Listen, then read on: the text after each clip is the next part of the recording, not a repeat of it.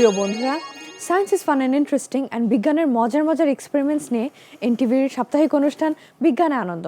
আমাদের সাথে স্টুডিওতে আছে আজকে বুয়েটের শিক্ষার্থী আতিক খান। ভাইয়া, কেমন আছো তুমি? ভালো আছি, তুমি কেমন আছো?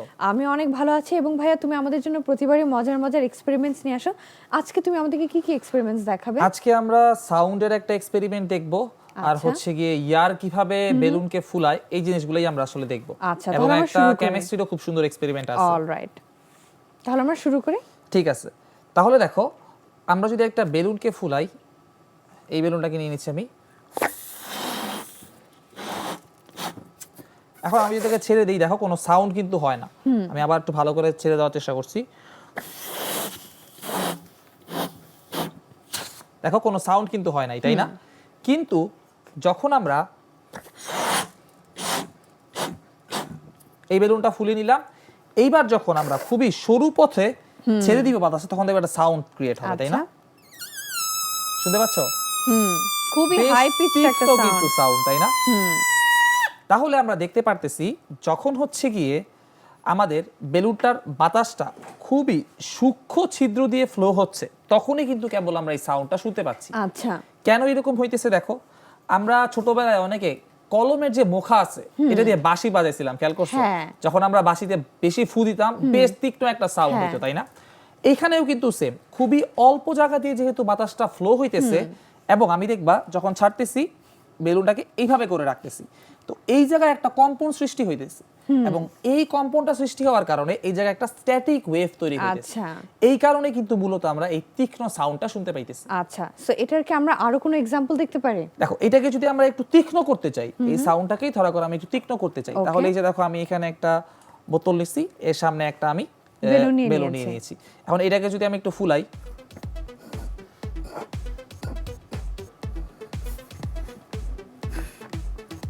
আমরা হচ্ছে গিয়ে ফুলিয়ে নিলাম। এবার আমি এখান থেকে ছাড়ার চেষ্টা করতেছি।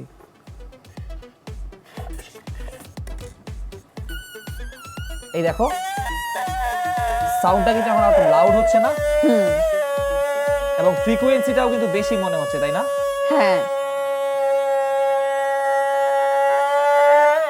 এবং জিনিসটা কিন্তু খুবই হাই পিচড। হ্যাঁ, খুবই হাই পিচ। এবং এখানে আমরা দেখো একটা জাস্ট বোতল ইউজ করার কারণে এইখান থেকে সাউন্ড ওয়েভটা যখন বড় হয়ে যাচ্ছে, এখানেও কিন্তু স্ট্যাটিক ওয়েভই তৈরি হচ্ছে, কিন্তু এইটা কিন্তু আমরা একটু লাউড শুনতে পাইতেছি।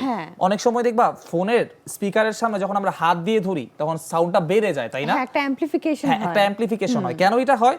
কারণ আমাদের হাতের মধ্যে কি, যখন আমাদের সাউন্ডটা এসে কি রিফ্লেক্ট করে, তাই না? রিফ্লেক্ট করার কারণে এখানে একটা স্ট্যাটিক ওয়েভ তৈরি হয়, এবং স্ট্যাটিক ওয়েভের অ্যামপ্লিটিউডটা নরমাল ওয়েভ থেকে একটু বেশি হয়। এই কারণে কিন্তু একটু জোরে আমরা সাউন্ডটা শুনতে পাই। That's right. ভাই, আমরা আর কি কি এক্সপেরিমেন্টস দেখব? আচ্ছা দেখো, বলছিলাম যে বাতাসের একটা এক্সপেরিমেন্ট দেখব, যে এইখানে যে বাতাস আছে, এই যে এই পুরা এখানে যদি আমি এটা আটকাই দিই, তাহলে এই যে বোতলের মধ্যে বাতাস আছে, এটা আমরা দেখতে পাইতেছি না, তাই না? তাহলে এইটাকে আমরা কিভাবে প্রমাণ করব যে এইখানটাতে বাতাস আছে? দেখো, এই কারণে আমি এখানে একটা পানির জার নিয়ে নিছি। এই জারের মধ্যে আমি যদি এটাকে পুশ করে দিই, তাহলে দেখবে এই বেলুনটা, এখন বেলুনের মধ্যে কোনো বাতাস নেই, কিন্তু বেলুনটা ফুলে উঠতেছে। দেখো, আমি ট্রাই করি, ভিতর দিকে ঢুকিয়ে দিচ্ছি। দেখো, এই যে যখনই আমি অনেকটা পানি ফিল করে ফেলছি, সাথে সাথে কিন্তু বেলুনটা ফুলা শুরু হয়ে গেছে, তাই না? আমি যদি আরো নিচ পর্যন্ত চলে যাই, তাহলে কিন্তু বেলুনটা ফুলে গিয়েছে। তার মানে এই যে বোতলের মধ্যে যেই পরিমাণ বাতাস ছিল, এইটা কি করছে? এইটা আমার এই বেলুনটাকে ফুলায় ফেলছে। তাহলে এইভাবে কিন্তু আমরা খুব ইজিলি বুঝতে পারলাম যে আমাদের এইখানটাতে বাতাস আমরা না দেখতে পারলেও এখানে অবশ্যই অবশ্যই কি বলতো, বাতাস আছে। কিন্তু আমরা যদি এটা ডুবানোর পর এখানে বাতাসটাকে আমরা যদি আবার মানে বটলে ব্যাক করি, তাহলে কি রিঅ্যাকশন হবে? আচ্ছা দেখো, আমরা যদি এটা করতে চাই, যে আমরা ধরা করো এখান থেকে বাতাসটা এখানে আছে, এখন আমি চাচ্ছি বাতাসটা এখান থেকে বের হয়ে আসুক, তাই না? আমি দেখো বোতলটাকে সরাই ফেলছি, এবং এই দেখো বুদবুদ চলে আসলে, হ্যাঁ, অলরেডি কিন্তু বাবলস আসছে। বাবলসগুলো আমার এখান থেকে বের হয়ে আসবে, মানে যেই পরিমাণ বাতাসগুলো এখানে ছিল, ও তো বের হওয়ার জায়গা পাচ্ছে না, ও চেষ্টা করবে যে আমি যদি এটাকে কাট করে দেই, ও জায়গা থেকে যাতে ও বাতাসে বেলুনগুলো উঠে চলে আসে। আচ্ছা, ইট ওয়াজ প্রিটি ইন্টারেস্টিং। এরপর কি এক্সপেরিমেন্ট আমরা দেখব ভাইয়া? আচ্ছা, এরপরে আমরা একটা এক্সপেরিমেন্ট দেখব। এই এক্সপেরিমেন্টে আমরা মূলত প্রমাণ করতে যাব যে হচ্ছে কার্বন ডাই অক্সাইড অক্সিজেন থেকে ভারী, বা যদি একটু ভালোভাবে বলি, কার্বন ডাই অক্সাইডের ঘনত্ব হচ্ছে অক্সিজেন থেকে বেশি। আচ্ছা, এখানে দেখো, এই এক্সপেরিমেন্টটা করার জন্য আমি বিভিন্ন সাইজের কয়েকটা ক্যান্ডেলস নিয়ে নিচ্ছি। আমরা তাহলে ক্যান্ডেলসগুলো নিয়ে নিচ্ছি।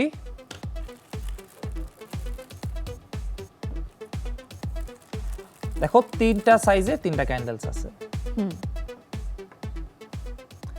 তাহলে আমরা এখানে 3টা হচ্ছে গিয়ে ক্যান্ডেল পরপর বসিয়ে নিলাম। এবার চলো এগুলাকে আমরা ফ্রেম করে দিই।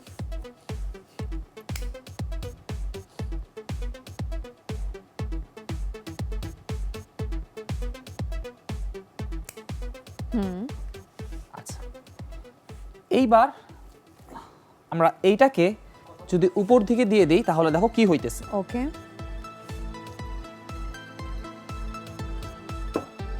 আটকাই দিলাম। দেখো ফার্স্ট ক্যান্ডেলটা নিভলো, নিভে গেল। তারপরে সেকেন্ড ক্যান্ডেলটা নিভলো, এবার থার্ড ক্যান্ডেলটাও নিভে যাচ্ছে আস্তে আস্তে। হ্যাঁ, সবার লাস্টে দেখবা আস্তে আস্তে থার্ড ক্যান্ডেলটাও নিভে যাবে, হ্যাঁ। তাই না? আচ্ছা, এইটা কেন হইলো তোমার কাছে কি মনে হয়? অক্সিজেনের অভাবে হচ্ছে, কার্বন ডাই অক্সাইড, হ্যাঁ, অক্সিজেনের অভাবে হচ্ছে গিয়ে আমাদের ফ্লেমগুলো নিভে গেছে, এটা আমরা বুঝতে পারলাম। কিন্তু তাহলে সবচেয়ে লম্বা যেটা, এইটা আগে নিভলো, পরে এরপরটা, তারপরে পরে, এরকম সিকোয়েন্সিয়ালি হওয়ার কারণ কি? এইটা খুবই ইন্টারেস্টিং একটা ব্যাপার, এটা আমিও বুঝতে পারিনি। আচ্ছা দেখো, এইখানে যখন আমাদের রিঅ্যাকশনটা হয় তখন অক্সিজেন দিয়ে মোমটা বার্ন হওয়ার পরে আমাদের কার্বন ডাই অক্সাইড উৎপন্ন হয়, তাই না? আচ্ছা, এখন কিছু পরিমাণ কার্বন ডাই অক্সাইড উৎপন্ন হয়ে যাওয়ার পরে এই কার্বন ডাই অক্সাইডটা ধীরে ধীরে নিচের দিকে আসতে থাকে। অক্সিজেন কিন্তু এখনো আছে জারের মধ্যে। আচ্ছা, তো প্রথমেই এইখানে যে কার্বন ডাই অক্সাইডটা উৎপন্ন হইলো, সে এই যে লম্বা মোমটা আছে এটাকে ঘিরে ফেলে চারপাশ থেকে। আচ্ছা। তখন ও আর অক্সিজেন পায় না, ও সবার আগে নিভে যায়। আচ্ছা, তারপরে এই কার্বন ডাই অক্সাইডটা আস্তে আস্তে নিচের দিকে যায়, নিচের দিকে গেলে এটা সেকেন্ড যে মোমটা আছে তাকেও ঘিরে ফেলে। আচ্ছা, তারপরে সবার লাস্টে গিয়ে সবচেয়ে আমাদের small যেহেতু height-এ কার্বন যায়। ডাই অক্সাইড সবচেয়ে ভারী, ও আস্তে আস্তে আরো নিচে জমতে শুরু করে, আচ্ছা। এবং সবার লাস্টে গিয়ে আমাদের এই যে লাস্টের যে ক্যান্ডেলটা আছে তাকে সে সেটাও নিভে নিভিয়ে যায়। ফেললো। এবং নিচেরটা কিন্তু নিভতে বেশ খানিকটা টাইম লাগছিল। কেন? কারণ এই দেখো এখানে একটু ছিদ্র আছে, এই দিক দিয়ে আসলে অক্সিজেন সাপ্লাই পাইতেছিল, আচ্ছা। এই কারণে। আচ্ছা ভাইয়া, খুবই ফান এবং শর্ট 3টা এক্সপেরিমেন্ট আমরা দেখলাম, কিন্তু এই এক্সপেরিমেন্টের কি কোনো রিয়েল লাইফ অ্যাপ্লিকেশন আছে? দেখো আমরা বিভিন্ন হচ্ছে গিয়ে যে মার্কেটগুলো আছে ওগুলাতে কিন্তু দেখবো অগ্নি নির্বাপক কিছু সিলিন্ডার পাওয়া যায়, হ্যাঁ। তাই না? ওইখানে কিন্তু মূলত কার্বন ডাই অক্সাইড গ্যাসটাই থাকে। আচ্ছা। যখন কোনো জায়গায় আগুন লাগে আমরা ওইটা গ্যাসটা স্প্রে করি। গ্যাসটা স্প্রে করলে কি হয়, যেহেতু কার্বন ডাই অক্সাইডটা ভারী, যেখানে আগুন লাগছে ও এর চারপাশে একটা বলয় তৈরি করে ফেলে। আচ্ছা।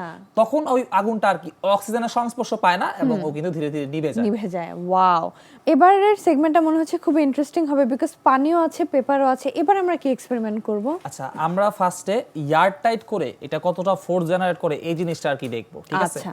আমরা এখানে দেখো 2টা কাপ নিয়ে নিছি এবং একটা মোমবাতি নিয়ে নিছি।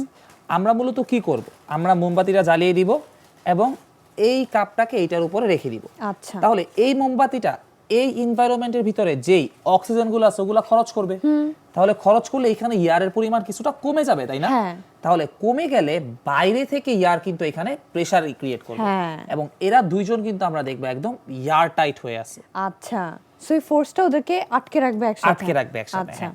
তাহলে আমরা ফার্স্টে জাস্ট এই দুইটা দিয়ে করার চেষ্টা করি। Okay. তবে এখানে একটা সমস্যা আছে, কারণ হচ্ছে গিয়ে এই ভিতর দিয়ে তো ফাঁকা থাকবে, তাই না? বাতাস কিন্তু চলে যেতে পারে, তাই না?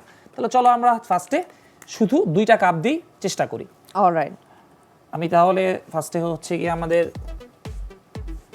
মোমবাতিটা জ্বালিয়ে নিচ্ছি।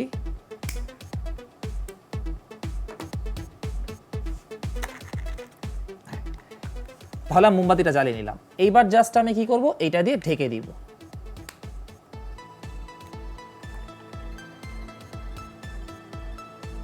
দেখো মোমবাতিটা নিভে যেতে টাইম লাগতেছে, কারণ ও কোনো নদীতে অক্সিজেন পাচ্ছে। হ্যাঁ, এখন কিন্তু মোমবাতিটা নিভে এখন গিয়েছে। কিন্তু মোমবাতিটা নিভে গেছে। দেখো এইখানটাতে কিন্তু আমরা ভাবতেছি এয়ারটাইট হয়ে গেছে, কিন্তু দেখো এয়ারটাইট কিন্তু হলো না, তাই হলো না? না। মানে আমাদের এখান থেকে কিছু পরিমাণ বাতাস কিন্তু এর ভিতরে বের হয়ে ঢুকে গিয়েছে। গেছে, ঠিক আছে? আচ্ছা, এইবার তাহলে আমরা কি করতে পারি, আমরা এই বাতাসটা যাতে না ঢুকে এর জন্য একটা ব্যবস্থা নিতে পারি। দেখো তাহলে এইবার দেখো আমরা এর সারফেসে একটু পানি দিয়ে দেওয়ার চেষ্টা করি, ওকে। যাতে হচ্ছে গিয়ে আমাদের বাতাসটা যাতে ভিতরে না ঢুকতে পারে, তাই না?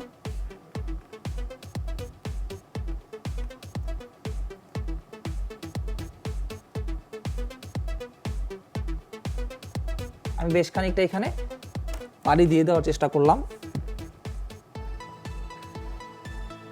হ্যাঁ, যাতে বাতাসটা না ঢুকতে পারে। এবার আবার আমি মোমটা জ্বালিয়ে নিচ্ছি।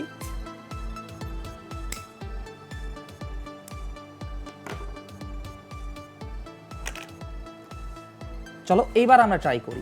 ওকে,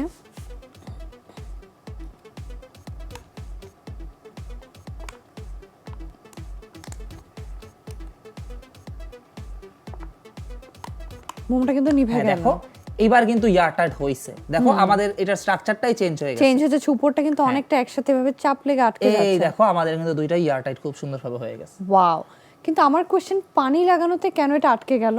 দেখো কারণ হচ্ছে গিয়ে বাইরে থেকে বাতাসটার ভিতরে ঢুকতে পারতেছে না, যেসব জায়গায় খালি খালি ছিল এখানে পানির মলিকিউলগুলো ব্লক করে দিছে, আচ্ছা, এই কারণে আচ্ছা। কিন্তু আমরা এখানে ইয়ারটাইট করতে পারলাম। চমৎকার। যদি আমরা এখানে টিস্যু ইউজ করতাম তাহলে কিন্তু আরো ভালো হইতো।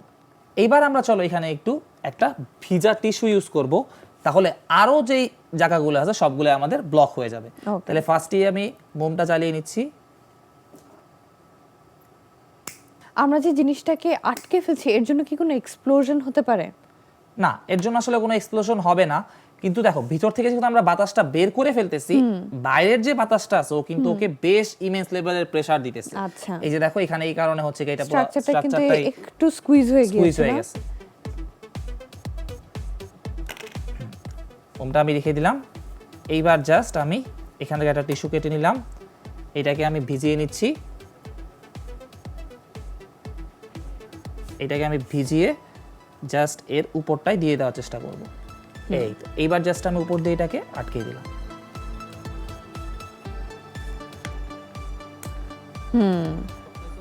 দেখো এবারও কিন্তু বেশ স্ট্রাকচারটা ইয়ার টাইপ হয়ে গেল, তাই না? এই দেখো আমি খুব ইজিলি একে Wow. উপরের দিকে উঠাই ফেলতে পারতেছি। এবং আমরা কিন্তু এবারও দেখছি যে স্ট্রাকচারটা কিন্তু একটু ডিফর্মড হয়ে গিয়েছে। হ্যাঁ, আমরা যদি এরকম করি যে কোনো একটা বড় স্ট্রাকচার যদি থাকে বিল্ডিং, যেটা ধরা করো আমাদের কাঁচ দিয়ে ঘেরাও করা, আমি যদি এটাকে পুরাটাকে ইয়ার টাইট করে এর ভিতর থেকে সব বাতাস বের করে নিয়ে আসতে পারি, তাহলে কিন্তু পুরো একদম স্ট্রাকচারটাই ধ্বংস crushed হয়ে যাবে। Wow, that's really interesting. ভাই, আমরা নেক্সট কি এক্সপেরিমেন্ট দেখব? নেক্সট আমরা একটা টয় বানানোর চেষ্টা করি। আচ্ছা, আচ্ছা, টয়টা বানানোর জন্য আমাদের হচ্ছে গিয়ে দেখো আমরা কিছু কাগজের মধ্যে ঘোড়াকে প্রিন্ট করে নিয়ে আসছি। আমরা চেষ্টা করব একটা ঘোড়াকে একটা মোশন দিতে। ফার্স্টে দেখো আমাদের এটা বানানোর জন্য কি কি লাগবে। আমরা কাপ নিয়ে নিতেছি, কিছু হচ্ছে গিয়ে যে আইসক্রিমের যে স্টিক এগুলো নিয়ে Popsicle নিতেছি। sticks আছে। হ্যাঁ, আর হচ্ছে গিয়ে আমাদের কাটার জন্য হচ্ছে গিয়ে Anti-cutter। কাটার, অ্যান্টি কাটার লাগবে। আর হচ্ছে গিয়ে যে আমাদের কিছু ঘোড়া আমরা প্রিন্ট Printed করে নিয়ে আসছি, horse। এবং এটা যাতে একটু কার্ড একটু শক্ত করতে পারি এই কারণে একটা কার্ডও কিন্তু এখানে আছে। আচ্ছা। আচ্ছা, তাহলে চলো ফার্স্টে আমরা চেষ্টা করি এইখানটাতে একটা কেটে একটা স্ট্রাকচার বানানোর, যাতে আমি এখানে একটা স্টিক ঢুকাতে পারি। ঠিক আছে, Okay. তুমি এটা ট্রাই করো, আমি ট্রাই করি। আচ্ছা, এখানটা একটু দাগ দিয়ে নেই যে জায়গাটা আমি কাটবো।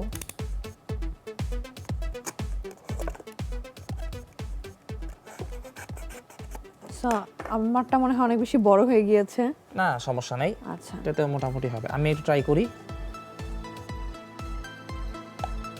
আমার এখানে মোটামুটি আমি করে ফেলতে পারছি।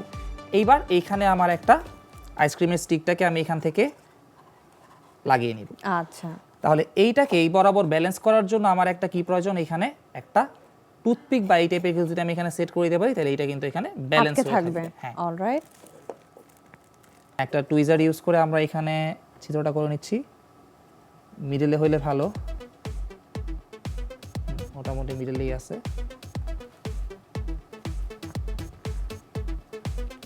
এবার দেখো এটা কিন্তু এখানে খুব ভালো একটা ও মুভমেন্ট কিন্তু করতে পারে। একটা অসিলেশন হওয়াটা অসিলেশন পসিবল। কিন্তু হতে পারে।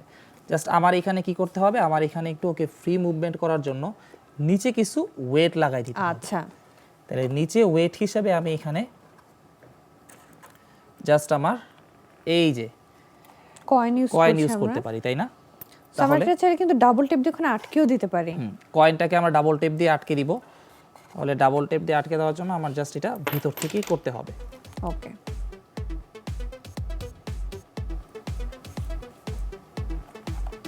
জাস্ট আমি এই যে এইখানটাতে একটা ওয়েট লাগিয়ে নিলাম।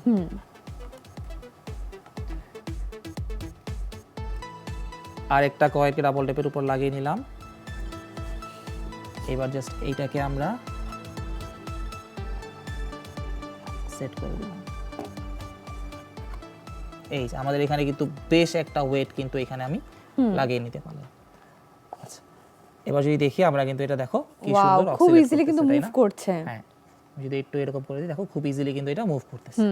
আচ্ছা, এইবার এখানে আমরা এই যে আমাদের এই ঘোড়াটা সেটআপ করব। আচ্ছা, তাহলে তুমি ঘোড়াটা একটু কেটে নাও এখান আচ্ছা। থেকে। তাহলে একটা বড় সাইজের ঘোড়াই কেটে নেই। নাও।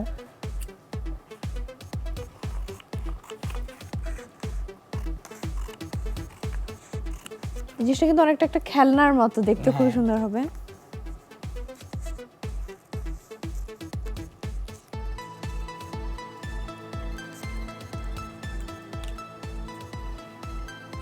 আমরা হর্সটা কেটে নিয়ে জাস্ট একটা হার্ড জাস্ট ব্যাকগ্রাউন্ডে স্টিক করে নিই। স্টিক করে নাও, আমি তোমাকে খুলে দিচ্ছি। ওকে। জাস্ট যাতে হর্সটা একটু হার্ড একটু হয়, এই stable কারণে যে থাকে। আমরা একটা কার্ড নিয়ে নিচ্ছি আর কি। ওকে। এবার জাস্ট কার্ডটাকে আমরা এটাকে কেটে কাট আউট নিলেই করে হয়ে যাবে। নিলেই হয়ে যাচ্ছে।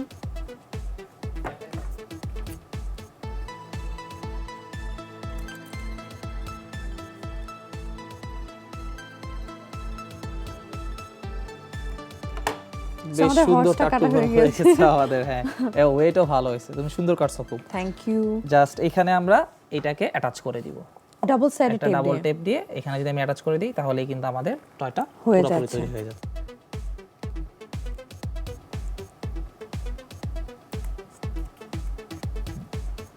ডাবল টেপটা লাগিয়ে জাস্ট যদি আমি এখানে এটাকে সেটআপ করে দেই তাহলেই কিন্তু আমার হয়ে যাচ্ছে। দেখো এবার যদি আমি একটা অসিলেশন দেওয়ার চেষ্টা করি, ওয়াও, খুব দারুণ ভাবে হচ্ছে খুবই কিন্তু কিউট অসিলেট একটা করতেছে, খেলনা তাই না? হয়েছে। এই টয়টা কিন্তু আমরা এখন শোপিস হিসাবে ব্যবহার করতে হ্যাঁ। পারবো। অনেক খুব সময় দারুণ একটা বাচ্চাদের toy। রুমেও কিন্তু এরকম খেলনা থাকে যে ঘুরছে। খুবই চমৎকার ছিল এক্সপেরিমেন্টটা। ভাই আমার প্রশ্নটা হচ্ছে অসিলেশনের জন্য আমরা কেন নিচে একটা ওয়েট দিয়ে নিলাম? যদি এখানে আমরা ওয়েটটা না দিতাম তাহলে কিন্তু সেন্টার অফ মাসটা আমার এই দিকেই থাকতো। আমি সেন্টার অফ মাসটাকে নিচের দিকে শিফট করছি। আচ্ছা। যেহেতু টাট্টু ঘোড়াটা খুবই হালকা ওয়েট, হ্যাঁ। সেন্টার অফ মাসটা নিচের দিকে শিফট করার কারণেই কিন্তু দেখো এই অক্সিলেশনটা অনেকক্ষণ ধরে স্থায়িত্ব লাভ করতেছে।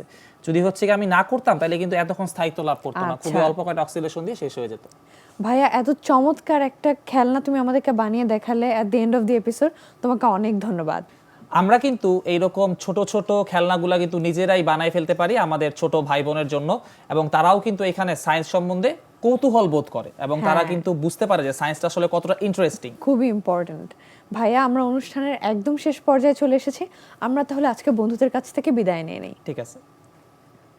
প্রিয় বন্ধুরা, এই ছিল আমাদের আজকের আয়োজন। তোমরা যদি আমাদের কোনো এপিসোড মিস করে থাকো বা রিওয়াচ করতে চাও, এগুলো কিন্তু এনটিভির ইউটিউব চ্যানেল এনটিভি শোজে অ্যাভেলেবল।